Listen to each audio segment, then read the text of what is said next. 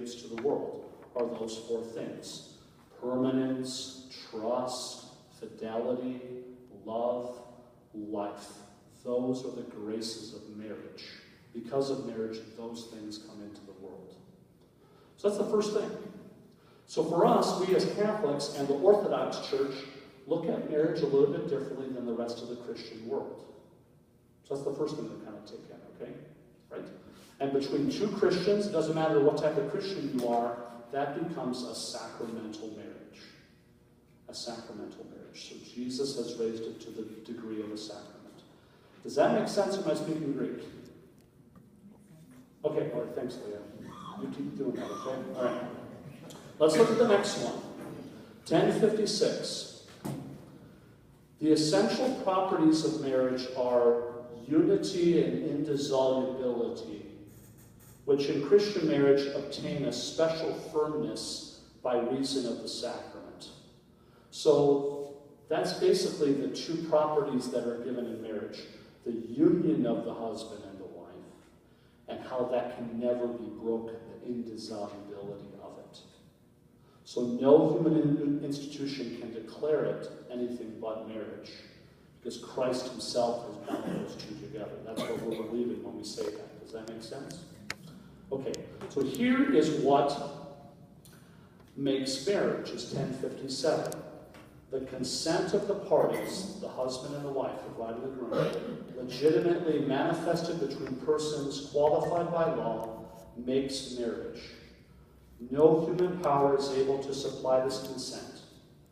Matrimonial consent is an act of the will by which a man and a woman mutually give and accept each other through an irrevocable covenant in order to establish marriage. So what makes marriage? Consent makes marriage. Consent makes marriage. You're at the altar, you're looking at each other, you're saying, I freely choose to will this reality for the rest of my life. That's what makes a marriage. Okay? Now here's the thing about Jesus taking a risk on marriage. Taking a risk is it's the only sacrament of the seven that deal with the state of mind and heart of the person. So let me give you a quiz. Let's see how you do on the quiz. There was a quiz, Lori. There was a quiz. Okay? Here's the quiz. Who are the ministers of marriage? A, the couple. B, the couple and the priest. Or C, the priest. Who is the minister of marriage? So let's just take a little poll. Close your eyes, think about it. If I don't get this right, I don't get another thing of ice cream. Okay, let's do it. How many people think A? Raise your hand if you think it's A, the couple. Okay? How about B, the couple and the priest? Okay? C, the priest. Okay, it's A. So the ministers of marriage are the bride and the groom. That's why it's kind of funny when people say, well, who married you? And people are thinking, oh, it's Father Hawes, or it's Monsignor Peters, or it's Father Steyer, or Father Binda. No, actually, we married each other. The priest happened to be the witness of the church. So you have to make consent with each other in the presence of a minister of the church. That's what makes a sacramental marriage. Okay? The reason why I want to go over this and slowly kind of walk through it is because then that's the key of understanding the annulment process. That's the key of understanding the annulment process. It is about the consent between the bride and the groom. What was going on at that time? Okay? Were the bride and the groom intending and willing this reality? That's the question. Okay? So, look at 1059. I just want to go over a couple things, though. 1059. Even if only one party is Catholic, the marriage of Catholics is governed not only by divine law, but also by canon law, without prejudice to the confidence of civil authority concerning the merely civil effects of the same marriage. So that's why, for Catholics, we have to make sure we're right with the church when it comes to marriage. You know, the whole idea of marrying outside the church, that's what this is actually dealing with. every Catholic is obliged to follow the form of marriage in the Catholic Church. So can you get permission to get married in a Lutheran church and still have it be recognized by the church? Yeah. But you got to approach your local pastor, and he has to ask for a dispensation. That's where that word comes in. A dispensation to give permission for a Catholic to get married in front of a Protestant minister.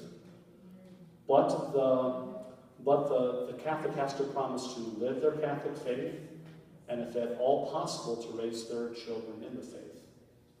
So that's where that kind of comes in. Okay, so that's very so. Tell your kids and your grandkids, call Father when you get engaged. Just talk about all of it. Just talk about all of it, okay? Okay, so here's look at 1060. Let's just look at the bottom there. Marriage possesses the favor of law. Therefore, in a case of doubt, the validity of a marriage must be upheld until the contrary is proven.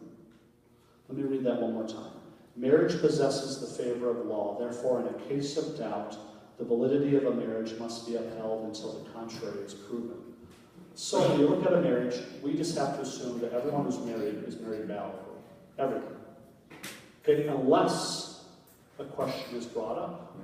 Unless the question is brought up. So that's another thing. I'm trying to establish the basis for why the annulment process happens. Okay? So flip over the page.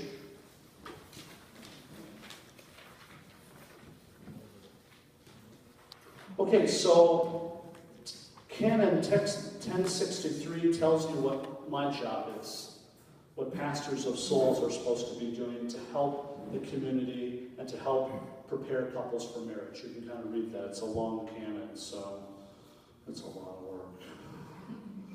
It's okay though. All right, it's good. It's very good. Just look at this is what should be present in our community, and that's a question for all of us, not just the priest. Are these things present in our? Are they present in our community? Preaching, catechesis adapted to minors, youth, and adults.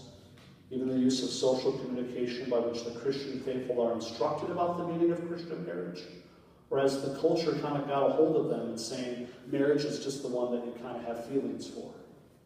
You know, are we really thinking about what we believe marriage to be? Is that being taught? That's something that we probably should look at.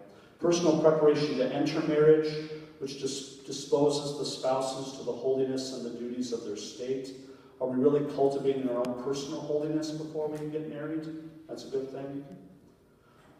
Third, a fruitful liturgical celebration of marriage, which is to show forth that spouses signify and share in the mystery of the unity and fruitful love between Christ and the church.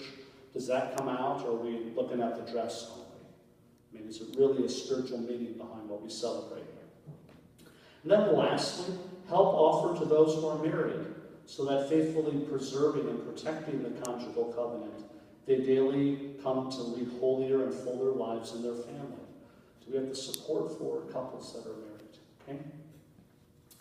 Here's just two more things, and then I'll get to the annulment process. So 1065, Catholics who have not yet received the sacrament of confirmation are to receive it before they are admitted to marriage, if it can be done without a grave inconvenience. So the idea is we should be fully initiated into the church when we receive a sacrament of a vocation. That happens quite a bit sometimes. Confirmation gets lost in the mix. So what you're trying to do is get them confirmed before they get married so they can receive more fruitfully the gift of marriage.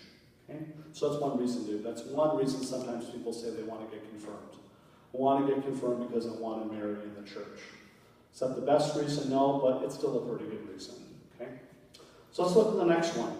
To receive the sacrament of marriage fruitfully, spouses are urged especially to approach the sacraments of penance and of the most holy Eucharist. So we should be purifying ourselves, having God forgive us and strengthen us, receiving the communion more, so that we can be prepared to receive all that God wants to give us. Okay? And then let's look at number 1095.